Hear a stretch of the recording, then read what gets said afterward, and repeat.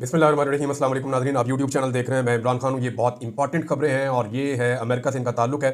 और वजह इसकी ये है कि पाकिस्तान की एस्टेब्लिशमेंट और पाकिस्तान की हुकूमत के लिए मुश्किलात बहुत बढ़ जाएंगी। इवन पाकिस्तान के लिए मुश्किलात बढ़ती जा रही हैं। मैं मौजूदा रजीम की बात नहीं कर रहा, ओवरऑल पाकिस्तान की बात कर रहा हूँ। उसके कुछ रीज़न्स हैं। डोनाल्ड ट्रंप ने 4 ऐसे लोगों को मेन ओहदों के लिए मुंतखब कर लिया है, या 4 ऐसे लोगों को डोनाल्ड ट्रंप लेकर आ रहे हैं अहम ओहदों के ऊपर, जिसके बाद पाकिस्तान के लिए मुश्किलात बढ़ेंगी। मैं इन चारों का आपसे तारुफ करवा देता हूं और इनका पाकिस्तान के बारे में क्या कहना है और पाकिस्तानी एस्टेब्लिशमेंट के लिए कितनी ज़्यादा मुश्किलात बढ़ जाएंगी इमरान खान को जेल में रखने के हवाले से। ये सारी चीज़ें इमरान खान के साथ और पाकिस्तान के साथ बराह रास्त जुड़ी हैं।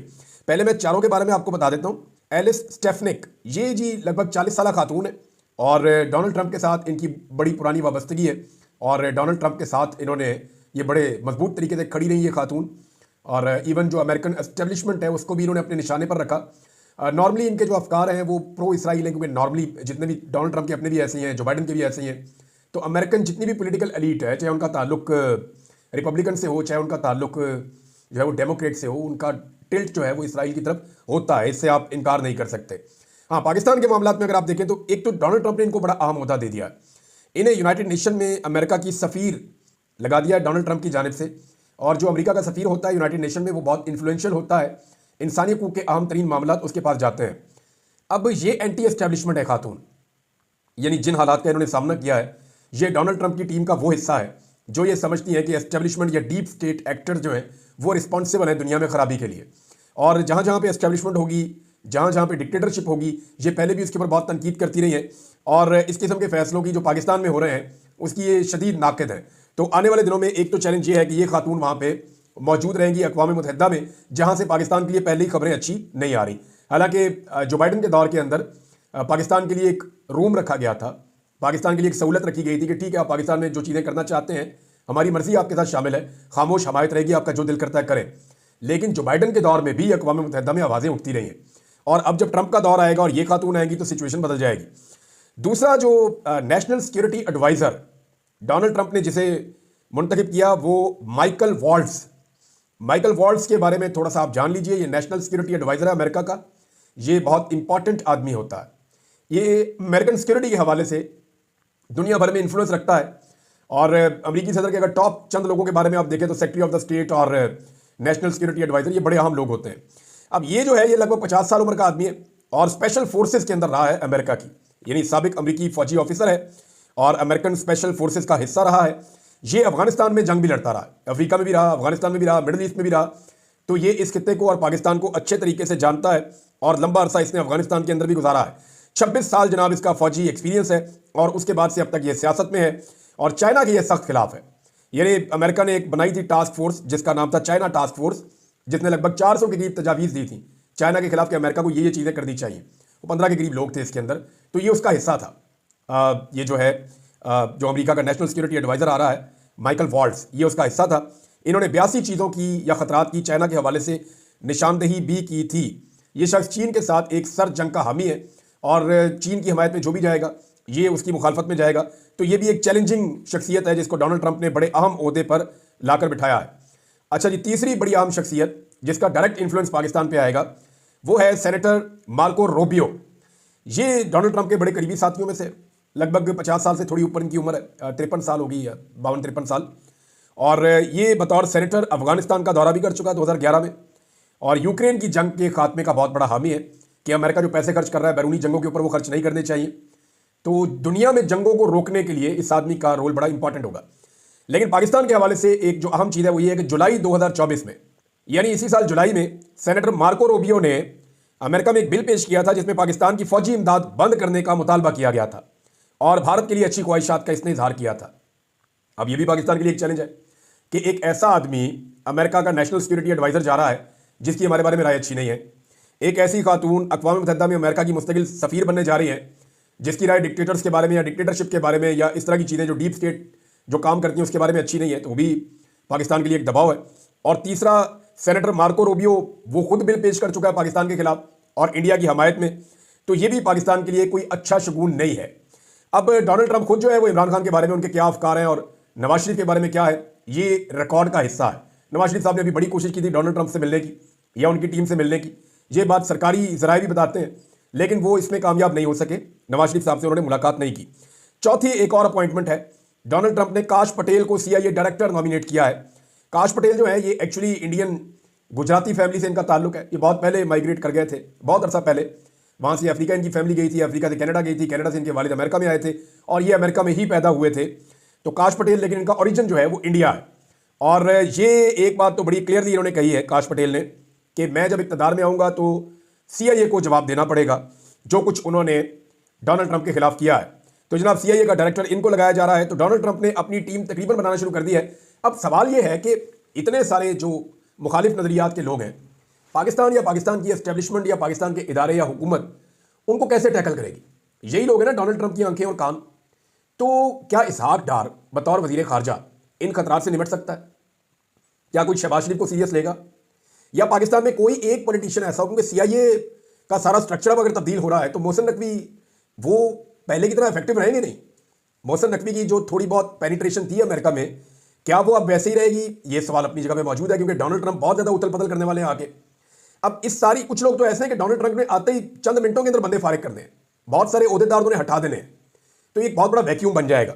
तो पाकिस्तान के अंदर इस वक्त कोई एक शख्स ऐसा दिखाई नहीं देता जो अमेरिका के साथ ताल्लुकात को बचा सके या ताल्लुकात को बेहतरी की तरफ ले जा सके या अपने पॉइंट ऑफ व्यू को उनके सामने रख सके।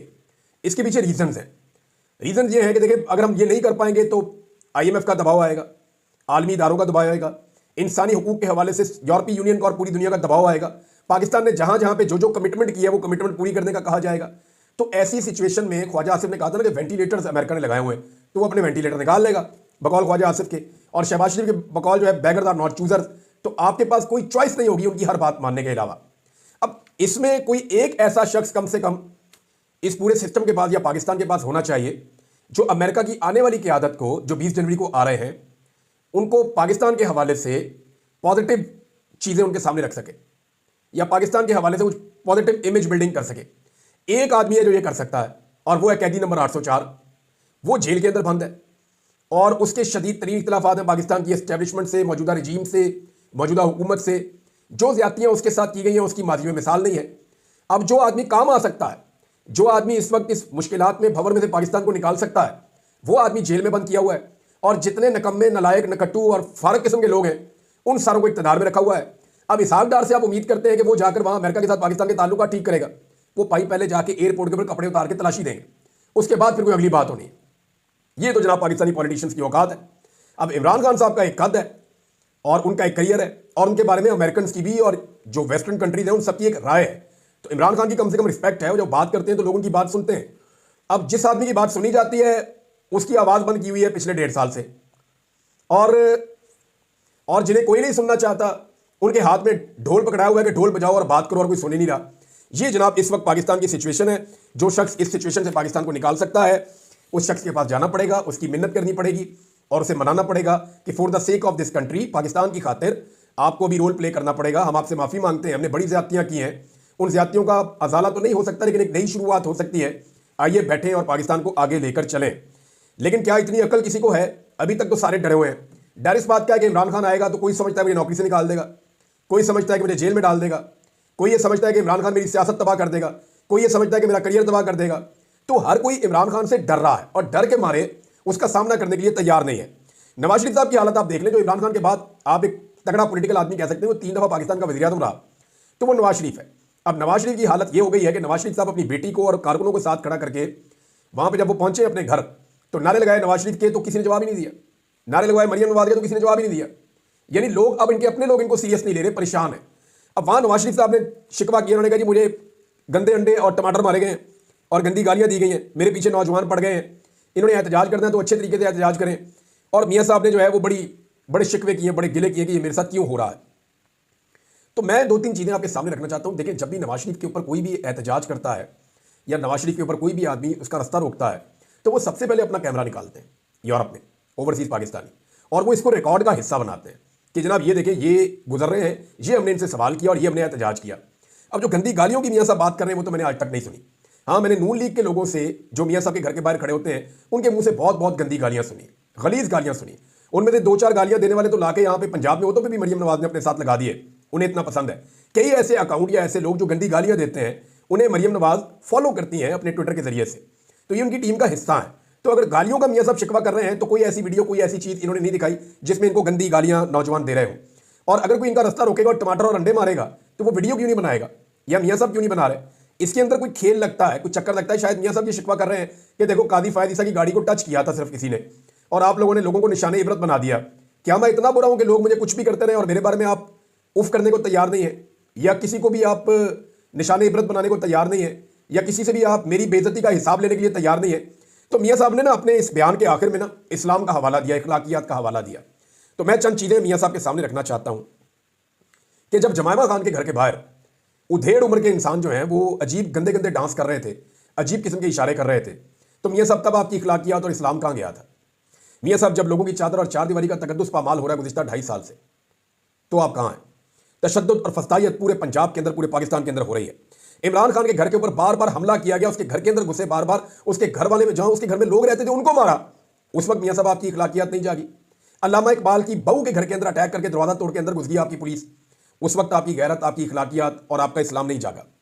फितना इमरान खान को करार दिया गया, इमरान खान के ऊपर मजहबी किस्म के घिनौने इल्जामात लगाए गए, मजहब कार्ड इस्तेमाल किया गया, यहूदी एजेंट करार दिया गया, हत्ता कि उसके ऊपर कातलाना हमला हो गया। तो तब मियां साहब आपके ये वाले जज्बात नहीं जागे? बेनजीर भुट्टो की गंदी तस्वीरें किसने फेंकी थी मियां साहब? याद करें, आप हेलीकॉप्टर से फेंकवाई जा रही थी जब आप तकारीर में बेनजीर भुट्टो साहबा को अजीब अजीब गंदी बातें करते थे, तो मियां साहब और करवाते भी थे और करते भी थे। तो इसी कारकर्दगी की बुनियाद पर तो आप राणा सनाउल्लाह साहब को लेकर आए थे। तो मियां साहब तब आपकी इखलाकियात, आपका इस्लाम कहां गया था? घर की खवातीन को अगवा करवाया गया मियां साहब, सिर्फ एक आईनी तरमीम के लिए। बीवियों को, बहुओं को, बेटियों को अगवा करवाया गया, माओं के गिरबानों में हाथ डाले गए मियां साहब। तब आपको ये चीजें याद नहीं आई? खवातीन पर तशद्दुद करवाया गया, गिरफ्तारियां करवाई गई, आपको ये चीजें याद नहीं आई? बच्चों पर जबर हुआ इस मुल्क में मियां साहब, तब आपको ये चीजें याद नहीं आई? अगवा बराए बयान पाकिस्तान में करवाया गया, जबरी गुमशुदगियां करवाई गई। मैं एक सहाफी हूं, मुझे सिर्फ इसलिए कि मैं आपको सपोर्ट करूं मियां साहब, यानी मुझे जिन लोगों ने अगवा किया, एजेंसी ने मुझे अपनी कैद में रखा और मुझे वो 3 मरतबा उन्होंने मुतालबा किया इस बीच में कि अगर तुम नवाज शरीफ को सपोर्ट कर देते हो या हमारे दोस्त के साथ दोस्ती कर लेते हो और उसके लिए बयानियां बनाते हो तो फिर तुम्हारे लिए आसानियां पैदा हो जाएंगी, तुम अपने घर चले जाओगे। मियां साहब आपके लिए मेरे पे टॉर्चर किया गया और कहा गया कि मियां साहब को सपोर्ट कर दो। तो ये तब आपको याद नहीं है? ये इखलाकियात, ये सारा भाषण, जबरी गुमशुदगियां जब हो रही थी, जब आप जाली मैंडेट ले रहे थे मियां साहब और विक्ट्री स्पीच कर रहे थे, तब आप भूल गए थे?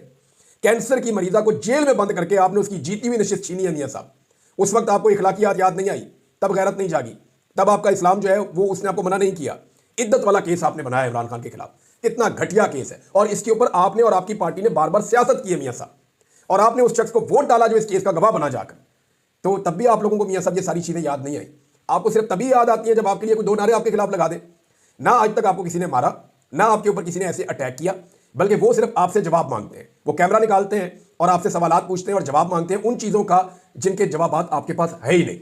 आप एक इंटरव्यू किसी न्यूट्रल सहाफी को मियां साहब देकर दिखाएं, चैलेंज है आपको, आप पूरा इंटरव्यू ही नहीं कर पाएंगे। लाइव करके आप देख लें, आपके पास कहने के लिए कुछ बच्चा ही नहीं है जो जुल्म और ज्यादती आपने कर ली है। और अब मियां साहब को बार बार याद पता क्या आता है? ये खबर है मेरे पास यहाँ पे, मियां साहब कहते हैं चैंपियन ट्रॉफी में जो है भारतीय टीम पाकिस्तान आ जाए, ताल्लुकात अच्छे होने चाहिए। मियां साहब जो है वो भारत से ताल्लुकात अच्छे करने की ख्वाहिश का इजहार कर रहे हैं। यानी नवाज शरीफ ने लंदन पहुंचते में ये कहा कि पाकिस्तान तमाम ममालिक के साथ अच्छे ताल्लुकात चाहता है, पाकिस्तान के अमेरिका और हमसायों के साथ भी अच्छे ताल्लुकात होने चाहिए। अमेरिका ये बीच में जरूर जाते हैं, लेकिन मियां साहब आप लोगों की कैपेसिटी और कैपेबिलिटी नहीं है।